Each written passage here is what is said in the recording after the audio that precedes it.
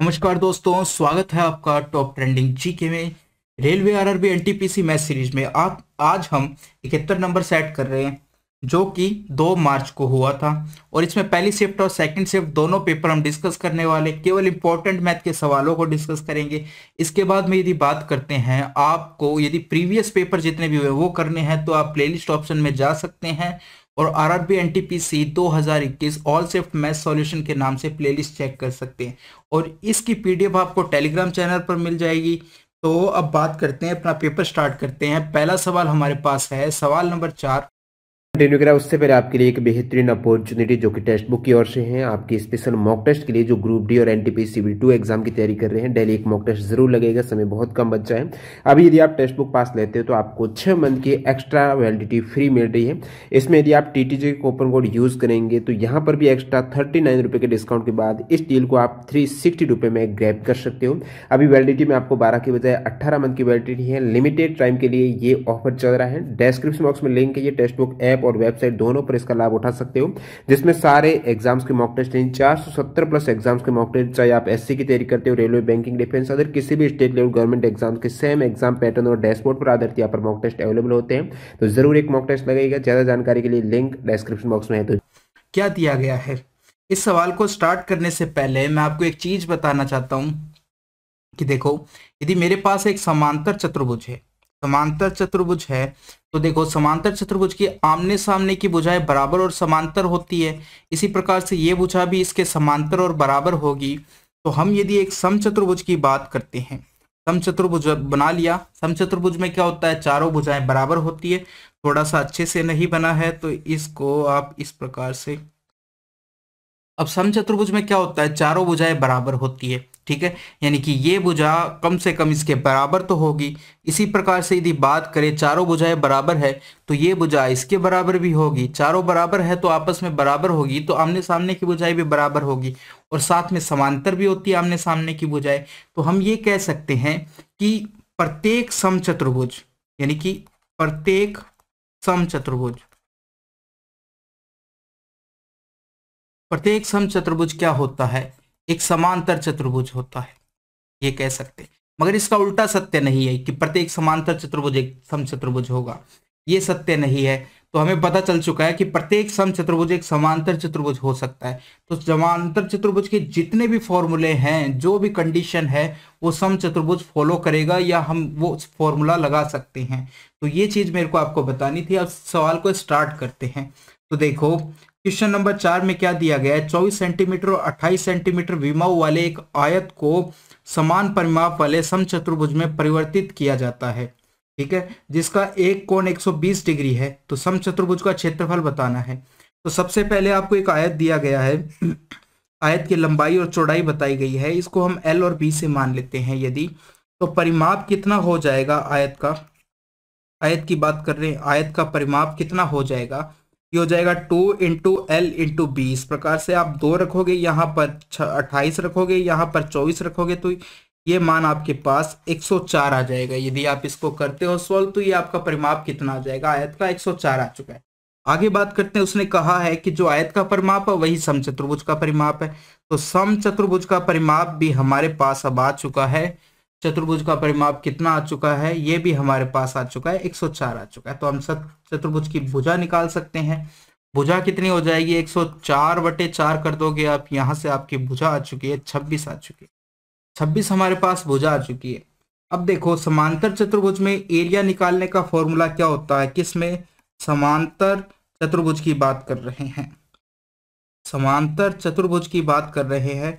इसमें क्षेत्रफल का फॉर्मूला क्या होता है हमारे पास, ये होता है, यदि मैं देखो ए आसपास की जो भुजाएं हैं, इस प्रकार से यदि मेरे पास ये ए मानता हूं, ये बी मानता हूं, तो ए बी साइन थीटा होता है, ए बी साइन थीटा होता है ये। तो ये फॉर्मूला समचतुर्भुज के लिए भी लागू हो सकता है, तो हम समचतुर्भुज में ये लगा सकते हैं। तो इससे हम निकालेंगे समचतुर्भुज का क्षेत्रफल, इसी फॉर्मूले से निकालेंगे। अब समचतुर्भुज में क्या हो जाएगा, भुजाएं बराबर है तो ए और बी है जो दोनों बराबर बराबर हो जाएगी। कितना दे रखी है, प्रत्येक भुजा में 26 दे रखी है, तो मान रखते हैं 26 × 26। और साइन थीटा, साइन थीटा देखो, साइन थीटा निकालना तो हमें एक डायग्राम बनाना पड़ेगा। मैं ये समचतुर्भुज का डायग्राम बना देता हूं। अब देखो इसमें आपको प्रत्येक भुजा हमारे पास आ चुकी है 26, ये भी 26, ये भी 26 और ये भी 26। इस प्रकार से एक कोण आपको 120 डिग्री दे रखा है। आसन कोण कितने होते हैं? आसन कोणों का योग 180 के बराबर होता है। तो ये 120 है तो ये कितना हो जाएगा? 60 हो जाएगा। अब देखो ये भुजा आपको कितनी दे रखी है? 26 दे रखी है। ये भुजा कितनी दे रखी है? 26 दे रखी है। दोनों के बीच का कोण कितना है? 60 है। तो हम ये फॉर्मूला लगा सकते हैं, साइन 60 डिग्री। तो आप यदि आप इसका मान निकालते हो, 26 को 26 से मल्टीप्लाई करने पे 676 आ जाएगा, और साइन को यदि आप 60 से मल्टीप्लाई करते हो तो √3/2 आ जाएगा। 2 का भाग दोगे तो 338 आ जाएगा और साथ में √3 आ जाएगा। तो ऑप्शन नंबर कौन सा हो चुका है? ऑप्शन नंबर हमारा 3 हो चुका है। आगे बढ़े, सवाल नंबर 11 की बात करते हैं। दो धनात्मक संख्याओं का अनुपात 7:9 है। उनका लघुत्तम समापवर्तीय एलसीएम और महत्तम समापवर्तीय एचसीएफ आपका गुणनफल दे रखा है, इतना है। तो देखो अनुपात दे रखा तो मेरी संख्याएं क्या हो जाएगी? एक को मैं 7x मान लेता हूँ और दूसरी को 9x मान लेता हूँ। तो दोनों संख्याओं का गुणनफल, फर्स्ट इंटू सेकंड संख्या का गुणनफल किसके बराबर होता है? हम कहेंगे एलसीएम इंटू एचसीएफ के बराबर होता है। तो दोनों को यदि मल्टीप्लाई करते हैं तो 7 आ जाएगा, 9 आ जाएगा और एक एक्स स्क्वायर हो जाएगा। ये किसके बराबर है? 2500 के बराबर है। अब यदि आप 7 का भाग देते हो और 9 का भाग देते हो, कितनी बार जाएगा? यदि मैं 7 का भाग देता हूं तो ये आपका कितना हो जाएगा? 7×3 = 21। 3 बार गया, 7×3 = 21 गया। उसके बाद में 4×2 7×6 = 42 और 00 इतना आ जाएगा। यहाँ साथ में अभी हमारे पास 9 बचा है। 9 का और यदि भाग देते हो तो 4 बार जाएगा, 400 हो जाएगा। यदि एक्स स्क्वायर का मान आपके पास 400 आ गया तो एक्स का मान कितना आ जाएगा? 20 आ जाएगा। 20 आ जाएगा। अब संख्या क्या थी हमारे पास? एक थी 7x थी, एक 9x थी। मान रखोगे तो ये क्या है? दोनों का योग पूछा है हमसे, दोनों को जोड़ दो। तो दोनों को जोड़ दो या फिर दोनों समीकरण यानी कि दोनों संख्याओं का मान भी निकाल सकते हो आप x का मान यहाँ पर रखकर। तो हम इन दोनों को यदि जोड़ते हैं, क्योंकि हमसे योग पूछा गया है, दोनों को जोड़ देते हैं। यदि आप जोड़ते हो तो 7x कॉमन आ जाएगा आपका और अंदर बचेगा 7 + 9 और मैंने x क्या कॉमन ले लिया दोनों में से। 7 और ये कितना हो जाएगा? 16 × x हो जाएगा और x का मान रखता हूँ 20, तो कितना हो जाएगा? ये आपका 320 हो जाएगा। ऑप्शन नंबर कौन सा? ऑप्शन नंबर 2 हो जाएगा। आगे बढ़ते हैं, सवाल नंबर 18 की बात करते हैं। 3 क्रमागत प्राकृत संख्याओं का योग आपको 120 दे रखा है, सबसे बड़ी संख्या पूछी गई है। तो आप उनको मान लीजिए कि देखो क्रमागत प्राकृत संख्या है, यानी कि क्रमागत का मतलब क्या है कि पहली संख्या को मैं x मानता हूं तो दूसरी संख्या कितनी हो जाएगी? उससे एक अधिक, तो उसमें एक जोड़ दिया। और तीसरी संख्या कितनी हो जाएगी? उससे एक और अधिक, तो x + 1 से एक और अधिक, तो कितना हो जाएगा? x + 2 हो जाएगा। ये 3 संख्याएं हो चुकी है। इन तीनों को आप जोड़ते हो तो कितना आ जाएगा जोड़ने पर? ये 3x + 3 आ जाएगा, जो कि आपको 120 के बराबर दे रखा है। तो यहाँ से कॉमन लोगे तो 3x + 1 बराबर 120 के आ चुका है। x + 1 का मान कितना आ जाएगा? यहाँ से 3 का भाग दोगे तो 40 आ जाएगा। तो x बराबर मेरा कितना आ चुका है? 39 आ चुका है। x बराबर कितना आ चुका है? 39 आ चुका है। हमसे सबसे बड़ी संख्या पूछी गई है जो कि x + 2 है। तो 39 + 2 करोगे तो कितना हो जाएगा? 41 हो जाएगा। ऑप्शन नंबर यहाँ से 1 आ जाएगा। आगे बढ़ते हैं, सवाल नंबर 33 की बात करते हैं। थीटा एक न्यून कोण दे रखा है, साइन थीटा बराबर कोस थीटा दे रखा है। तो देखो साइन थीटा बराबर कोस थीटा के कैसे होता है? तो हम कहते हैं कि ये जो दोनों कोण है, थीटा साइन वाला और कोस वाला, इन दोनों का योग 90 के बराबर होता है। जैसे कि यदि साइन 30 दे रखा है तो किस में बराबर होगा? ये 60 के बराबर होगा। तो दोनों का योग देखते तो यहाँ 90 के बराबर आता है। इसी प्रकार साइन 15 की बात करते हैं तो ये किस में बराबर होगा? कोस 75 के बराबर होगा और दोनों का योग किसके बराबर आता है? 90 के बराबर आता है। अब हमारे पास यहाँ पर दोनों एंगल थीटा थीटा है, इन दोनों का योग यदि 90 के बराबर है, दोनों का योग किसके बराबर होगा? 90 के बराबर होगा। ठीक है, तो देखो ये भी थीटा है और ये भी थीटा है, तो दोनों यदि 90 के बराबर है तो प्रत्येक कोण कितने का हो जाएगा? इसका मतलब 45 डिग्री का। ये भी 45 का होगा और ये भी 45 का होगा, तभी तो दोनों बराबर हो गए। यहाँ पर ये कोण भी थीटा और ये भी थीटा, यानी दोनों बराबर दे रखे थे, इसलिए थीटा का मान हमारे पास 45 आ चुका है। अब आपको पता चल चुका है थीटा का मान 45 है। अब इसका मान निकालना है आपको। बस अब क्या करना है? मान पुट करना है। ये 2 कोट स्क्वायर 45 रखना है प्लस साइन स्क्वायर 45 -1, इस प्रकार से करना है। देखो मान रखते हैं हम, कोट का मान 45 पर कितना होता है 1 होता है, तो ये 1 का स्क्वायर 1 ही हो जाएगा। इसके बाद में साइन स्क्वायर 45 की बात करते हैं तो 1/√2 होता है, तो 1/2 हो जाएगा -1 आ जाएगा। तो यहाँ से आपका 2 + 1/2 -1 आ जाएगा। एलसीएम ले लो तो 2 आ जाएगा, 2 दूनी 4 हो जाएगा, 1 हो जाएगा, -2 हो जाएगा। ऊपर आपका 5 - 2 कितना हो जाएगा 3 हो जाएगा, नीचे 2 हो जाएगा। तो ये ऑप्शन नंबर कौन सा आ चुका है, ऑप्शन नंबर 2 आ चुका है। सवाल नंबर 43 की बात करते हैं। 3 कक्षाओं में छात्रों की संख्या का अनुपात दे रखा है आपको 2:3:5, इस प्रकार से दे रखा है।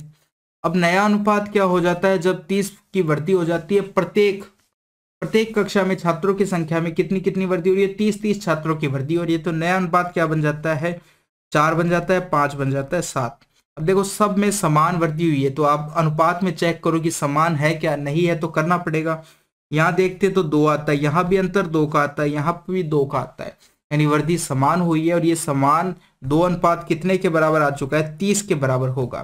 तो हमें एक चीज पता चल चुकी है, क्या पता चला कि 30 अनुपात की वैल्यू कितनी है, 30 अनुपात क्या 2 अनुपात की वैल्यू कितनी है, 30 के बराबर है। तो 1 अनुपात की वैल्यू कितनी हो जाएगी, 15 के बराबर हो जाएगी। और हमसे क्या पूछा गया, वृद्धि के पश्चात छात्रों की कुल संख्या। वृद्धि के पश्चात छात्र कुल अनुपात कितना है, 4 + 4 5 और 7 को करोगे तो ये 9 और 7 16 हो जाएगा, यानी कि 16 की वैल्यू हमसे पूछी गई है। तो क्या करोगे आप, 16 × 15 कर दोगे। यहाँ पर 16 अनुपात की वैल्यू निकालनी है, तो 16×15 करोगे तो कितना आ जाएगा, 240 आ जाएगा। ऑप्शन नंबर कौन सा हो जाएगा, ऑप्शन नंबर हमारा 4 हो जाएगा। सवाल नंबर 53 की बात करते हैं। ये सवाल दिया गया है, इसका हमसे मान पूछा गया है।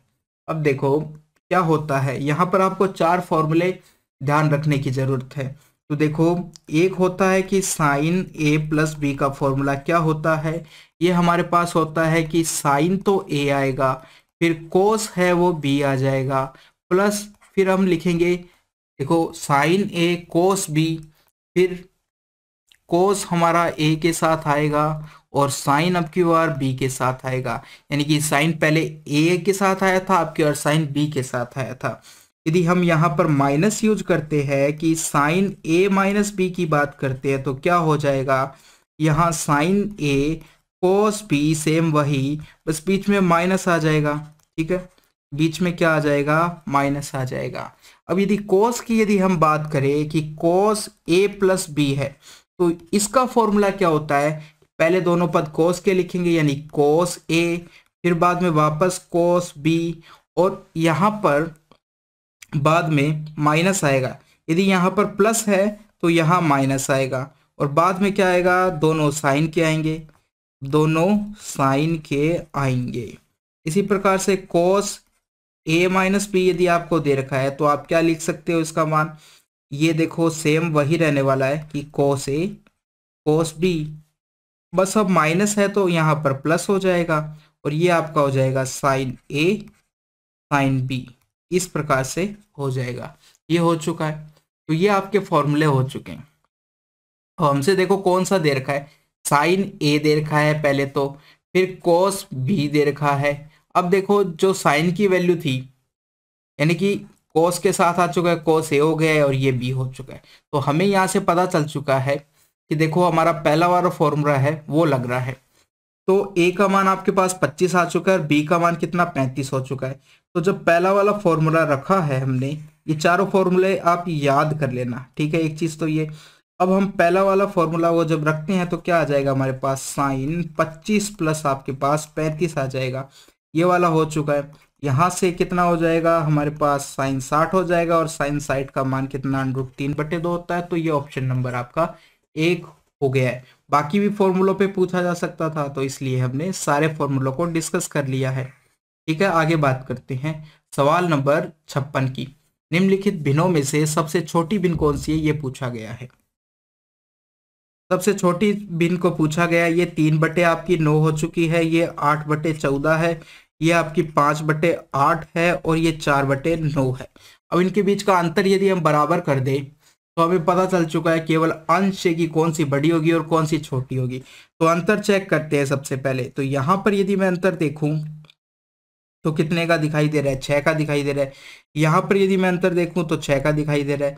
यहाँ पर अंतर देखते हैं तो हमें 3 का दिखाई देता है और यहाँ पर देखते हैं तो 5 का दिखाई दे रहा है।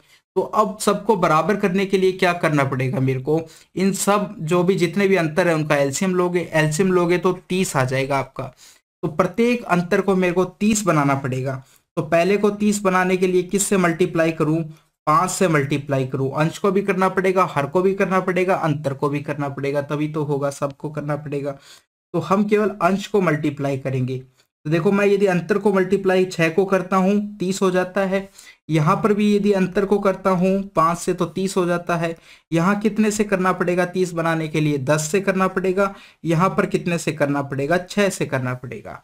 ठीक है, तो अंतर को करते हैं 30 हो जाता है। अब हम केवल अंश से चेक कर सकते हैं। ये आप 3 जो अंश है 3 है, 3 को 5 से करोगे तो कितना हो जाएगा, ये आपका 15 हो जाएगा। यहाँ पर कितना आ जाएगा, 40 आ जाएगा। यहाँ पर कितना आ जाएगा, 50 आ जाएगा। 4 को 6 से करोगे तो 24 आ जाएगा। अब सबसे छोटी वैल्यू कौन सी है, सबसे छोटी वैल्यू ये वाली है। तो यही भिन्न हमारी सबसे छोटी हो जाएगी, यानी 3/9 जो भिन्न थी वो हमारी सबसे छोटी भिन्न हो जाएगी। ऑप्शन नंबर आपका 3 हो जाएगा। आगे बात करते हैं, सवाल नंबर 60 की बात करते हैं। रामू 2 लाख रुपए मूल्य की एक मोटरसाइकिल कार 5% लाभ पर राहुल को बेच देता है। राहुल उस मोटरसाइकिल को 2% हानि पर वापस रामू को बेच देता है। तो इस पूरे सम व्यवहार में रामू को हुआ लाभ बताना है। कितना हुआ कि रामू था, पहले रामू राहुल को बेचता है और वापस राहुल रामू को बेच देता है। तो पूरे में जो हुआ है व्यापार उसमें राहुल को कितना लाभ हुआ है, रामू को कितना लाभ हुआ है वो पूछा गया है। तो देखो ये चीज आप सवाल यदि करते हो पहले से यदि किया हुआ है तो अच्छा है, यदि आप पहली बार कर रहे हो तो थोड़ा सा इसमें आपको टाइम लगना वाला है सोचने में। तो हम देखो यहाँ पर बात करते हैं कि ये आपका 2 लाख था, 2 लाख था। ठीक है, 2 लाख का 5% निकालते हो कितना आता है, 2 लाख के यदि 5% की बात करते हैं तो देखो पीछे से एक जीरो यदि हटा देते तो वो कितना हो जाता है, 10% की वैल्यू हो जाती है। तो 10% की वैल्यू ये 2 लाख है, 20,000 हो जाएगी। आधा करोगे 5 की आ जाएगी, यानी 10% की वैल्यू आपके पास कितनी आ चुकी है, तो हम कहेंगे 20,000 आ चुकी है। पीछे से एक जीरो हटा दी। 5% की वैल्यू की बात करते हैं तो इसको आधा कर दोगे यानी कि 10,000 हो जाएगा। यानी कि उसने कितने का लाभ कमाया है, 10,000 का लाभ कमाया है। इस प्रकार से क्या हो चुकी है राशि, अब नई राशि आपकी हो जाएगी 2,10,000 हो जाएगी। 2,10,000 में उसने बेची है। अब ये वापस इसको 2% हानि पर बेच रहा है। वापस किस पे बेच रहा है, 2% हानि पर बेच रहा है। यानी कि जो 2% हानि पर ये बेच रहा है वही रामू का लाभ हो जाएगा। यानी कि ये रामू था, ये राहुल था, तो जो राहुल की हानि है वही रामू का लाभ हो जाएगा। तो 2% हानि निकाल दो इसका, वही हमारा आंसर हो जाएगा। तो 2,10,000 की यदि हम बात करते हैं, इसका कितना निकालना है, 2% निकालना है आपको। तो 2% यदि निकालना है तो देखो 1% की वैल्यू क्या होगी, पीछे से 2 जीरो हटा दो, यानी कि 1% की वैल्यू आपके पास आ चुकी है 1, और ये आपके पास 3 जीरो आ चुकी है, 1 2 जीरो, और इस प्रकार से इतना आ चुका है हमारे पास। तो 2% की वैल्यू निकालनी है तो क्या हो जाएगा, ये 1% की वैल्यू थी, 2% की कितनी हो जाएगी, 4200 हो जाएगी, 4200 हो जाएगी। तो 4200 ही क्या हो चुका है, हमारा आंसर हो चुका है, ये हो चुका है। यानी कि राहुल को जितनी हानि हुई है उतना ही रामू को लाभ हुआ है। ये चीज आप ध्यान रख लेना, बस यही आंसर हो जाएगा। यदि आपने पहले नहीं किया है तो काफी टाइम लगने वाला है, और यदि किया है तो बस इतना ध्यान रखना है आपको। इसलिए ये चीज आप दिमाग में पहले से एकदम अब बिठा लो कि जो राहुल को वापस उसने रामू को जो बेचा है, जितनी हानि हुई है उसको, वही रामू को लाभ हुआ है। तो 4200 को उसको क्या हो चुका है, लाभ हो चुका है। आगे बढ़ते हैं, सवाल नंबर 61 की बात करते हैं। एक माली एक बगीचे में पंक्तियों में पेड़ लगाना चाहता है। ठीक है, यदि प्रत्येक पंक्ति में पेड़ों की संख्या समान लगानी है तो बगीचे में 105, 210 और 420 पंक्तियां हैं, तो कोई भी पेड़ शेष नहीं बचता है, तो लगाए जा सकने वाले न्यूनतम पेड़ों की संख्या बतानी है। अब देखो उसने या तो 105 पंक्ति में लगा रहा है वो, ठीक है, प्रत्येक पंक्ति में सेम है, तो वो 105 पंक्ति में लगा रहा है या तो पेड़, या फिर 210 पंक्ति में लगा रहा है, या 420 पंक्ति में लगा रहा है। से समान समान पेड़ लगाने हैं जितनी भी पंक्ति में वो लगाए, ठीक है। इस प्रकार से तो यानी कि सबसे कम पेड़ों की यदि संख्या निकालनी है हमें कि मिनिमम कितने पेड़ थे वो, इस प्रकार से या तो 105 पंक्ति में लगाए, या उसने 110 पंक्ति में लगाए हैं 210, या फिर 420। तो आप इसका एलसीएम ले लीजिए, एलसीएम ले लीजिए। एलसीएम लोगे तो कितना आ जाएगा, 420 आ जाएगा। यानी कि 420 पेड़ है, मिनिमम 420 हो सकते हैं वो, तो उनको वो 120 पंक्ति में भी लगा सकता है, 210 में भी लगा सकता है, 420 में भी लगा सकता है। तो न्यूनतम पेड़ों की संख्या इस प्रकार से कितनी आ चुकी है, ये 420 होगी न्यूनतम। आपको केवल एलसीएम लेना है। ऑप्शन नंबर कितना हो जाएगा, 3 हो जाएगा। तो इस सवाल को आप नोट डाउन कर लो अपनी कॉपी में। इसके बाद में बात करते हैं सवाल नंबर 73 की। इसमें आपसे इसका मान पूछा गया है। तो सबसे पहले आप ब्रैकेट को ओपन कर लो। 5 अंडर 5 का स्क्वायर करोगे तो 5 आ जाएगा, 1 का करोगे तो 1 आ जाएगा, और एक संख्या आएगी 2 अंडर 5 साथ में। अब यहाँ पर देखते हैं तो इस प्रकार से दे रखा है आपको। थोड़ा सा और सॉल्व करोगे तो 6 2 अंडर 5 बराबर a प्लस बी अंडर 5 है। अब यहाँ हमें यहाँ से पता चल चुका है कि b क्या है, अंडर 5 का गुणांक है। तो b की वैल्यू कितनी हो चुकी है, 2 हो चुकी है, और a की वैल्यू कितनी हो चुकी है, 6 हो चुकी है। 6 और 2 हमारा a और b की वैल्यू हो चुकी है। ऑप्शन नंबर हमारा 2 आ चुका है। आगे बात करते हैं सवाल नंबर 80 की। एक धनराशि में 5% वार्षिक ब्याज की दर से 3 वर्ष का चक्रवृद्धि ब्याज इतना हो जाता है। अब उसी राशि पर समान ब्याज की दर से समान अवधि के लिए साधारण ब्याज बताना है। कि यानी कि दर और राशि और वर्ष तो समान है, बस ब्याज पहले चक्रवृद्धि था, अब साधारण ब्याज हो चुका है। तो ब्याज कितना है। अब देखो दर आपको कितनी दे रखी है, 5%। भिन्न में कितनी हो जाएगी, 1/20 हो जाएगी। यानी 1 साल की यदि बात करें, राशि कितनी हो जाती है, 20 से 1 बढ़कर 21 हो जाती है। 3 साल की बात करते हैं तो इधर भी आप क्या करो, इसका क्यूब कर दो, और इधर भी आप इसका क्यूब कर दो। क्यूब करोगे तो ये आपका 8000 आ जाएगा, और इधर आपका 9261 आ जाएगा। 21 का क्यूब याद कर लेना, काफी बार यूज होगा। अब देखो इनको घटाते हैं तो कितना आता है आपका, 1261 आ जाता है, 1261 आ जाता है, जो कि हमारे पास क्या आ चुका है, चक्रवृद्धि ब्याज आ चुका है। कितने साल का, 3 साल का। क्योंकि ये था मिश्रधन, ये था मूलधन, ये था मिश्रधन, ये था मूलधन, और ये हो चुका है ब्याज हो चुका है अनुपात में हमारे पास। तो 1261 की वैल्यू एक्चुअल में आपको कितना ब्याज दे रखा है, 6305 दे रखा है। तो यहाँ से 1 की वैल्यू कितनी हो जाएगी, लगभग आपको इसको 5 से मल्टीप्लाई करना पड़ेगा। तो 1 की वैल्यू हमारे पास 5 हो चुकी है, 5 आ चुकी है। अब हमें क्या निकालना है, साधारण ब्याज निकालना है। साधारण ब्याज सबसे पहले तो राशि निकालनी पड़ेगी। तो राशि कितनी है, अनुपात में 8000 है। यहाँ पर कितनी है, 8000। तो 8000 का एक्चुअल मूल्य कितना हो जाएगा, ये आपका 5 8 है 40 हो जाएगा, और 3 0 पहले से, यानी कि राशि मेरी कितनी थी, 40,000 थी। अब आपको साधारण ब्याज निकालना है। तो आपके पास राशि आ चुकी है 40,000, और दर कितनी है, 5 है। उसके बाद में 3 वर्ष है, बटे 100 करोगे, 2 0 से आपकी 2 0 कट जाएगी, ठीक है। अब 5 को जब 4 से मल्टीप्लाई करते हो तो 20 आता है, और 20 और 3 कितना हो जाएगा, 60 हो जाएगा। ये हो चुका है, और पीछे कितनी 0 लग जाएगी, 2 0 लग जाएगी। यानी कि ब्याज कितना आ चुका है साधारण ब्याज पे, साधारण ब्याज ये आपका आ चुका है 6000 आ चुका है। ऑप्शन नंबर कितना हो जाएगा, ऑप्शन नंबर 2 हो जाएगा।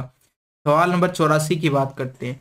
इसका आपको वर्गमूल पूछा गया है, कितना आएगा मान, ये पूछा गया है। तो हम क्या करते हैं, इस पूरे को आप, यानी कि अंडरूट 56 दे रखा है, फिर अंडरूट 56 दे रखा है, फिर अंडरूट 56, फिर आगे भी इसी प्रकार से चलता जा रहा है। तो हम इस पूरे को a के बराबर मान लेते हैं। अनंत तक चलता जा रहा है, तो हमने क्या किया, इसको a के बराबर मान लिया है कि a बराबर इतना हो चुका है। अब यदि मैं क्या, a बराबर मेरा अंडरूट 56 इतना है, तो इस पूरे की यदि बात करें, अनंत तक चल रहा है, ठीक है। इतने को छोड़कर इतने का मान भी तो मैं a लिख सकता हूं, क्योंकि अनंत काउंट नहीं होता है वो अनंत तक। यदि एक को यदि हम कम कर देते हैं फिर भी अनंत तक रहेगा। तो इसको यदि छोड़ देते हैं 156 को, तो बाकी की वैल्यू भी हम क्या लिख सकते हैं, a लिख सकते हैं, क्योंकि ये पूरा का पूरा किसके बराबर था, a के बराबर था।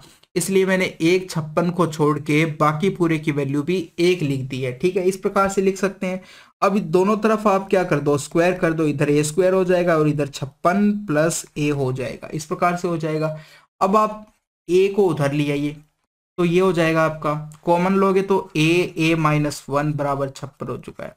a माइनस 1 का मतलब क्या है कि ऐसी राशि खुद और उससे एक कम का मल्टीपल कितना है, 56 है।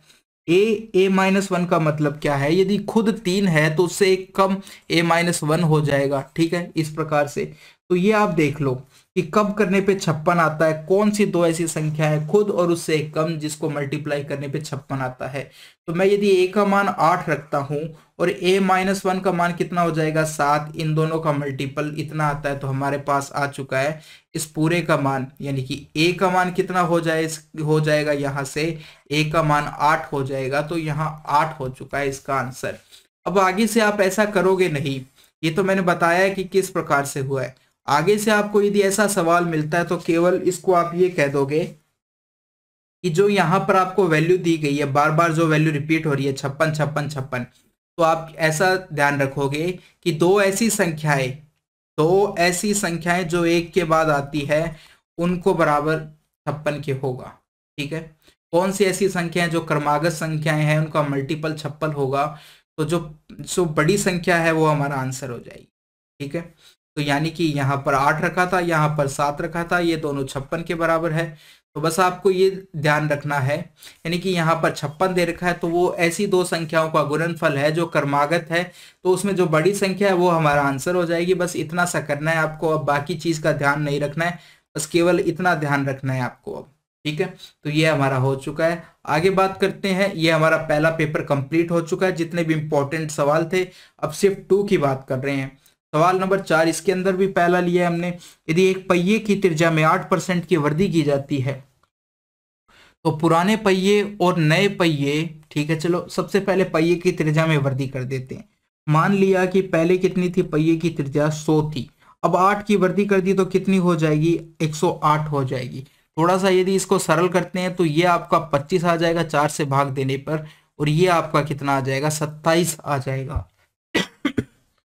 सॉरी दोस्तों, तो हमारे पास त्रिज्या का अनुपात आ चुका है 25:27 आ चुका है। ये हमारे पास क्या है, दोनों पहियों की त्रिज्या का अनुपात आ चुका है, पुराने और नए पहिए की। अब बात करते हैं कि 100 मीटर दूरी को तय करने के लिए आवश्यक घूर्णनों की संख्या का अनुपात ज्ञात कीजिए। 100 मीटर दूरी, यानी पहले पहिए को भी उतनी दूरी तय करनी है, दूसरे पहिए को भी उतनी दूरी तय करनी है, यानी सब दूरी क्या हो चुकी है, समान हो चुकी है। बस 100 मीटर का इतना ही रोल था ये बताने के लिए कि दूरी जो है हमारी समान दूरी है, ये बताने के लिए था कि पहले पहिए को भी 100 मीटर तय करना है, दूसरे को भी 100 मीटर तय करना है। तो आप पहले पहिए से दूरी निकालो, कैसे होगा कि 2πr तो क्या होता है, परिधि होती है, और उसने n चक्कर घूमी, इतनी दूरी 100 मीटर तय करने के लिए, उतनी ही दूरी ये दूरी के बराबर होता है। यानी दूरी किसके बराबर होती है, 2πr परिधि इंटू कितने चक्कर वो घूमा, यहाँ पर हमने n1 मान लिया है, ये r1 हो गया। इसी प्रकार से दूसरी बार वो नए पहिए की त्रिज्या r2 थी, तो ये परिधि इंटू n2 इतने चक्कर घूमा, तो उतनी दूरी, बराबर दूरी तय करने में। अब देखो 2π से तो 2π कट जाएगा, तो हमसे पूछा गया है घूर्णन का अनुपात पूछा गया है। n1 को तो इधर रखो, n2 को और लिया नीचे आ जाएगा, r2 ऊपर r1 उल्टा, इस प्रकार से हो गए। r2 की वैल्यू रखोगे 27, तो r1 की रखोगे 25, ये हो चुका है हमारा। तो इस प्रकार से आपका कौन सा ऑप्शन हो चुका है, ऑप्शन नंबर 1 हो चुका है। ठीक है, तो यहाँ पर हमने क्या चीज सीखा, इससे बार बार हम इतना इतना थोड़ी करेंगे, यहाँ पर हमने ये चीज सीखी है कि देखो कि यदि घूर्णन दूरी बराबर हो, यदि दूरी समान है दोनों बार, तो क्या होगा, घूर्णन की संख्या जो उनकी या तो परिधि का उल्टा हो जाएगा या रेडियस का उल्टा हो जाएगा, और रेडियस किसकी उल्टी हो जाएगी, घूर्णन की उल्टी हो जाएगी, दोनों एक दूसरे के उल्टे हो जाएंगे, क्योंकि देखो n1 किसके बराबर है, r2 के बराबर है, और n2 किसके बराबर है, r1 के बराबर है। इस प्रकार से अनुपात उल्टा हो चुका है। तो इसलिए आपको ये आगे से ध्यान रखना है कि जो क्या चीज, घूर्णन का अनुपात रेडियस के अनुपात का व्युत्क्रम के बराबर होगा। इस प्रकार से ध्यान रखना है। आगे बात करते हैं, सवाल नंबर 7 की बात करते हैं। एक संख्या ज्ञात कीजिए जिसे 58, 24 से घटाए जाने पर प्राप्त संख्या 20, 28, 36 और 48 में से प्रत्येक से पूर्णतः विभाजित होगी। अब देखो इसका मतलब क्या है, समझिए आप इसका मतलब कि 58, 24 से एक संख्या को घटाया जाता है। ठीक है, 58, 24 से एक संख्या को घटाया जाता है, तो जो घटाने के बाद संख्या आती है वो इन सब से विभाजित होगी। यानी कि इन सब से विभाजित होगी। तो सबसे पहले आप एलसीएम ले लो, इनका एलसीएम ले लो। ठीक है, तो यदि मैं इनका एलसीएम लेता हूं तो कितना आएगा मेरे पास, ये आपका लेना पड़ेगा एलसीएम। 20 आ गया, 28 आ गया, 36 हो गया, 48 हो गया। इनका एलसीएम लेते हैं, एलसीएम लेते हैं इनका। तो देखो 4 का भाग देंगे तो क्या हो जाएगा, ये 5 बार जाएगा, ये 7 बार जाएगा, ये 9 बार जाएगा, ये 12 बार जाएगा। अब किसका भाग जा रहा है, यदि मैं 9 का भाग देता हूँ, 3 का दे दो, तो 5 आ गया, 7 आ गया, 3 आ गया, 4 आ गया, इतना गया। अब देखो सब में अलग अलग है, कुछ भी कॉमन नहीं आ रहा है। तो एक तो आपका 4 हो गया, एक 3 हो गया, एक 5, 7, 3, इतना। इन सब से मल्टीप्लाई करने पर जितना आता है, तो देखो 4 चौका आपका हो गया 16, 3 3 9 हो गया, फिर 5 और 1 7, ये आपका टोटल एलसीएम है। तो कितना आ जाएगा मान यहाँ से, यदि मैं 5 को 16 से मल्टीप्लाई करता हूँ तो 80 हो जाएगा, 9 × 7। ठीक है, अब 7 निम 63 हो चुका है आपका, इंटू 80, 0 8 3 24 का 4, 2 आई हासिल, 2 आई हासिल 8, देखो 0 आ चुका है, 8 3 24, 2 आई हासिल 8 3 8 6 48 और 2 50 हो जाएगा। इतना मान आ चुका है। यानी कि जो एलसीएम हमारे पास आया है वो 50 40 आ चुका है। ठीक है, यानी घटाने पर एक संख्या आई 50 40। ठीक है, इंटू हम उसको मान लेते हैं y के साथ, यानी कि कुछ और भी हो सकता है। तो 50 40 ये जो घटाने पे जो संख्या आई है, घटाने पे जो संख्या आई है, अब इस संख्या में इन सब का भाग जाएगा। इस प्रकार से दे रखा है आपको, दे रखा है। अब हम यहाँ पर कितना मान रखें, y का मान क्या रखें, 1 रखें, 2 रखें, कितना रखें। तो देखो यदि मैं 1 से ज्यादा यहाँ पर मान रखता हूँ, 1 से ज्यादा यदि मान रखता हूं तो मेरा बड़ा हो जाएगा मान, माइनस में आएगा। तो 1 से बड़ा मान हो नहीं सकता है, y का मान 1 ही हो सकता है, तो इतना आ जाएगा। तो यहां से अब मैं क्या करता हूँ, इस संख्या को इधर ले जाता हूँ और x को इधर ले आता हूँ। तो 58 24 माइनस 50 40 बराबर x हो चुका है। घटाओगे तो कितना आ जाएगा, एक तो 4 आ जाएगा आपका, यहाँ पर आपके पास 8 आएगा, ये आपका 7 हो जाएगा। तो 784 x का मान आ चुका है। तो कितना घटाया जाना चाहिए, 784 घटाया जाना चाहिए, जिसके बाद क्या होगा कि वो जो संख्या आई है वो इन सबसे पूर्णतः विभाजित होगी। तो इस प्रकार से यानी कि x एक संख्या घटाने पर कितना आ चुका है, ये 50 40 आया, जो कि इनका एलसीएम है, तो इन प्रत्येक से पूर्णतः विभाजित होगी। अब मैं दोनों को, एक को इधर ले गया, x को इधर ले आया, घटाने पर x का मान मेरे पास 700 कितना आ चुका है, 84 आ चुका है। आगे बढ़ते हैं, सवाल नंबर 10 की बात करते हैं। यदि किसी मूलधन पर 8 वर्ष का साधारण ब्याज मूलधन के 40% के बराबर है, 40% के बराबर है, तो समान दर पर कितने वर्ष में प्राप्त ब्याज मूलधन के बराबर होगा। तो सबसे पहले वो कह रहा है कि यदि मेरा मूलधन 100 है तो ब्याज मेरा कितना, साधारण ब्याज कितना हो जाएगा, 40 हो जाएगा, 40 हो जाएगी, ये कह रहा है। यदि राशि 100 है तो ब्याज कितना आया है, 40 आया है। कितने साल में, 8 साल के अंदर आया है। तो हम यदि फॉर्मूला लगाते हैं,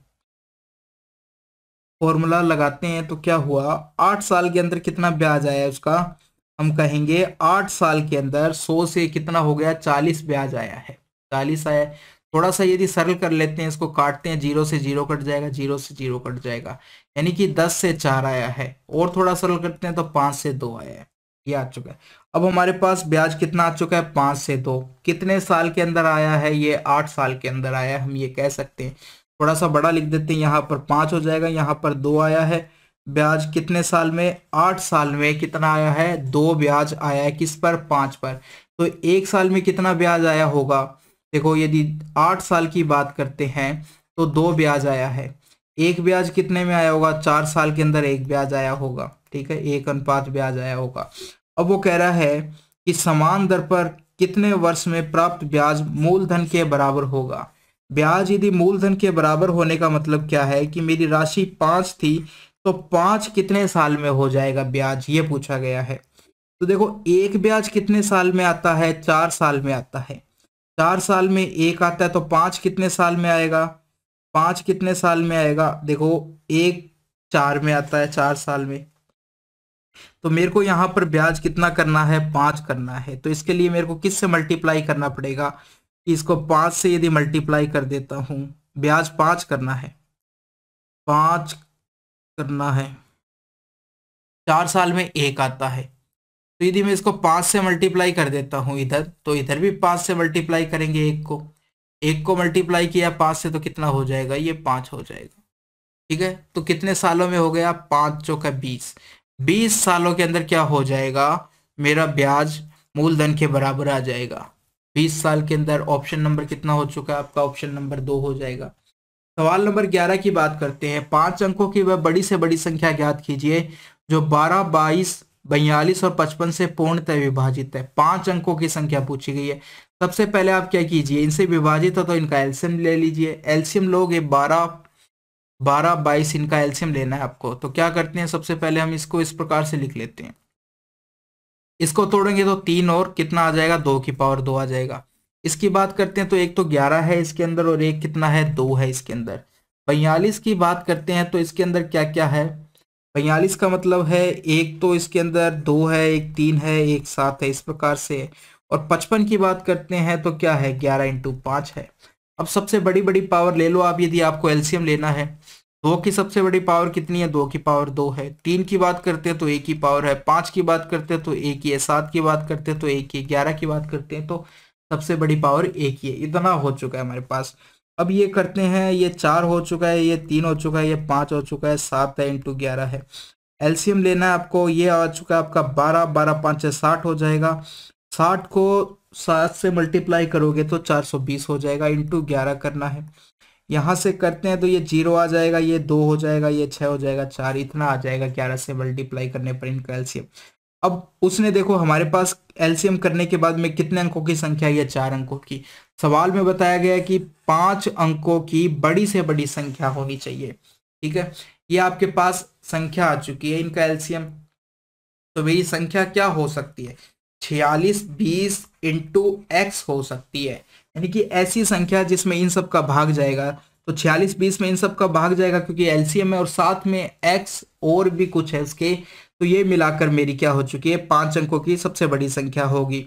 अब देखो मेरे को 5 अंकों की यदि सबसे बड़ी संख्या देखनी है, 5 अंकों की सबसे बड़ी संख्या क्या होती है, लास्ट में 9 आएंगे, 3 अंक तो इस प्रकार से थे। उसके बाद में जो ये 2 अंक है ये लगभग 99 के आसपास हो सकते हैं, इस प्रकार से। तो हम 4 को ऐसा मल्टीप्लाई करें, किस संख्या से मल्टीप्लाई करें कि एकदम 99 के पास में पहुंच जाए। तो 4 को यदि मैं 4 को 25 से मल्टीप्लाई करता हूं ना, तो ये मेरा 100 बन जाता है। यानी कि 25 तो नहीं होगा। एक्स का मान यदि हम यहाँ पर 25 20 रखते हैं तो कितना 80 आता है। 21 रखोगे आप, देखो 21 20 आप रख के देख लो। यदि मैं 21 रखता हूं यहाँ पर तो कितना आता है मेरा, 21 यदि मैं रखता हूं, अब आप इसको करके देखो कितना आ जाता है। एक्स का मान मैंने यदि 21 रखा तो ये आपका आया, एक तो 0 की 0 आ जाएगी। 21 दूने 42 का 2 आ चुका है, 4 आई हासिल। 21 छिका आपका हो जाएगा 126, 126 और 4 130 हो जाएगा, 0 आई, 13 आई हासिल। और 21 चौका हो जाएगा 84, 84 और 3 हो चुका है 87 और 10 97, ये आ चुका है आपका। जब आप 21 रखोगे तब आपका 97 0 20 आएगा। कितना आएगा, 97 0 20 आएगा। इससे बड़ा आप देखो, अब यदि आप इसके अंदर 40 46 20 और जोड़ते हो तो ये आपकी 6 अंकों की संख्या बन जाएगी। इससे बड़ी संख्या 5 अंकों की हो नहीं सकती, क्योंकि 46 40 यदि अगली संख्या आप देखते हो, 46 20 जोड़ोगे तो वो आपकी 6 अंकों की हो जाएगी। तो सबसे बड़ी 5 अंकों की संख्या हमारी कितनी हो चुकी है? 97,020 हो चुकी है, 97,020 हो चुकी है। ऑप्शन नंबर कितना हो जाएगा? ऑप्शन नंबर 2 हो जाएगा। इसके बाद में बात करते हैं सवाल नंबर 17 की। निम्नलिखित को सरल कीजिए। इसको सरल करना है आपको। अभी तक हम यहाँ पर भाग की जगह प्लस साइन की बात कर रहे थे। इस सवाल में यदि भाग दिया है तो आप कैसे करोगे आसानी से? तो देखो, एक बार इसको छोड़ दो, इतने इतने को, ठीक है। इतने इतने की यदि बात करते हैं हम, तो क्या होता है? ये तो आपका 240 भाग दे रखा है। इसका यदि हमको मान निकालना है तो किस प्रकार से आएगा? ये जितनी भी संख्याएं दे रखी है ना, आप इन सबको मल्टीप्लाई कर दो। बस सबसे आसान तरीका यही है, 5 4 5 4 5 3, इस प्रकार से इनको मल्टीप्लाई कर दो। तो कितना आया? ये 5 को 5 से किया तो 25, 4 किया 100 और 100 को किया तो ये 300 हो चुका है। यानी 240 भाग आपका कितना हो चुका है? 300 हो चुका है। अब भाग दोगे तो कितना आ जाएगा? ये आपका एक जीरो से तो एक जीरो कट जाएगी, 4, फिर आप कितने का भाग जाएगा? 6 का भाग दोगे तो 4 भाग आपका कितना आ जाएगा? 4 भाग 5 आ जाएगा।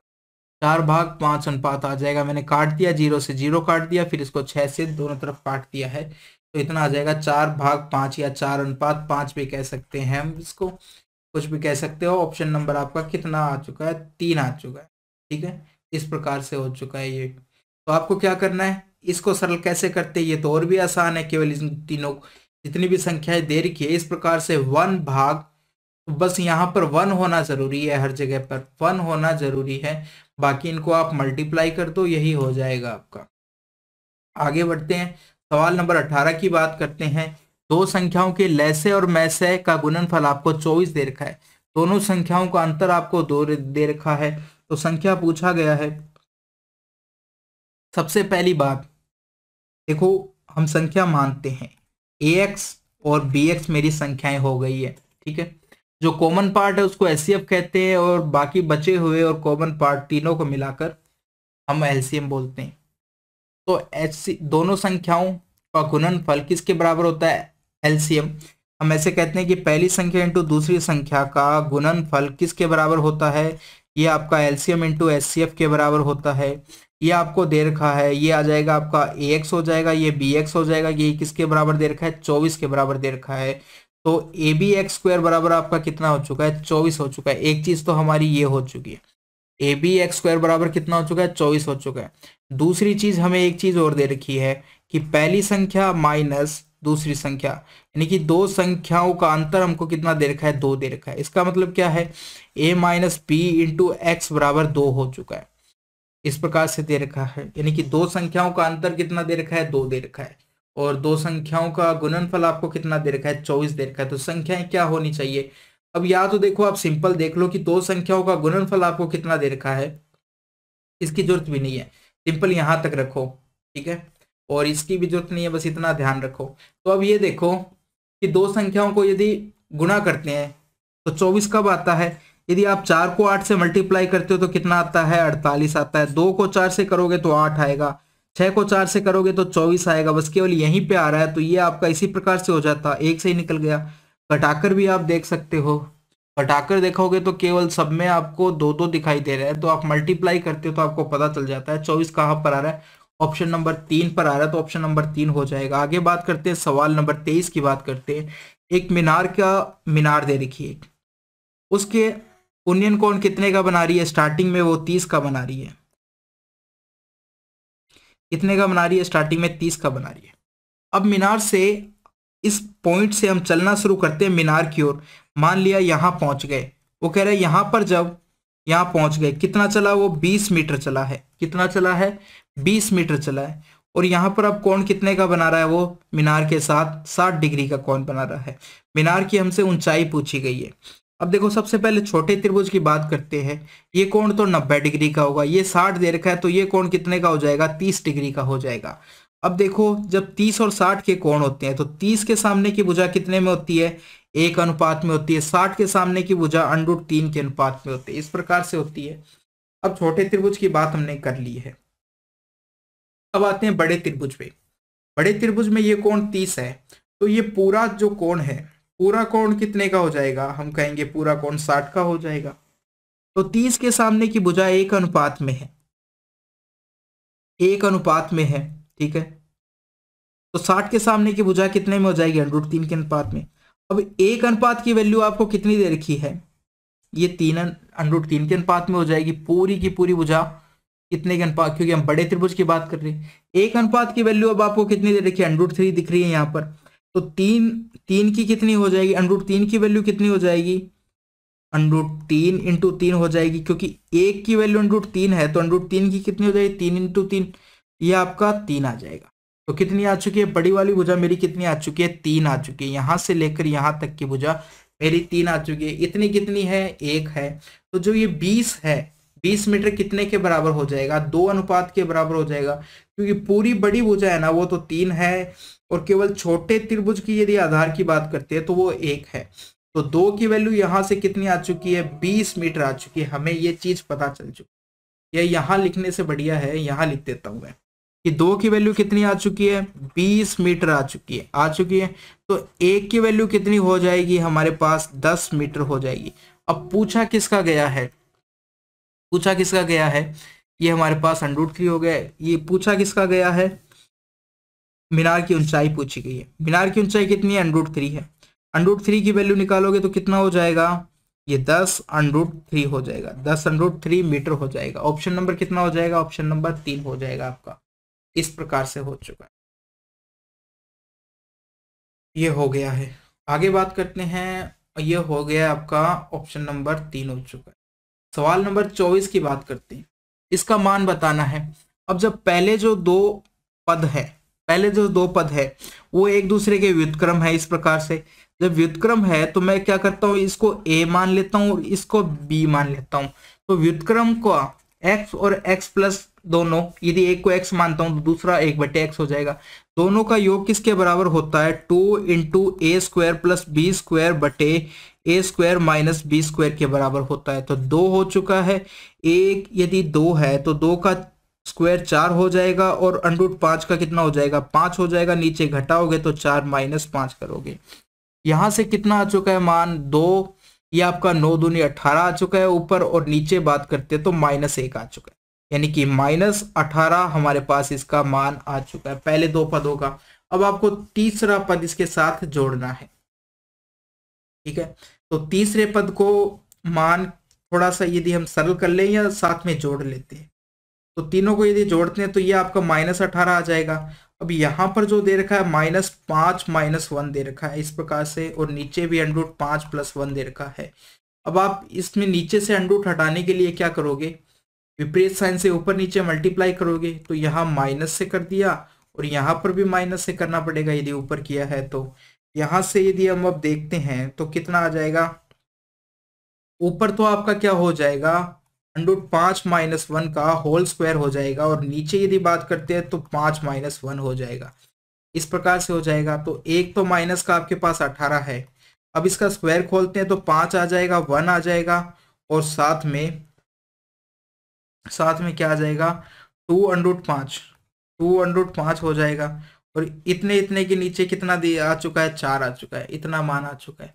अब आप यदि एलसीएम लेते हो, सबसे पहले तो इनको यदि आप जोड़ते हो तो ये आपका 6 के बराबर हो जाएगा, 6 के बराबर हो जाएगा। अब यदि एलसीएम लेते हैं तो ये आपका 18 चौके कितना हो जाएगा, नहीं 18 चौके, हाँ 36 72 हो जाएगा। तो ये माइनस का 72 आ चुका है, ये आपका 6 हो, और साथ में 2 √5 है।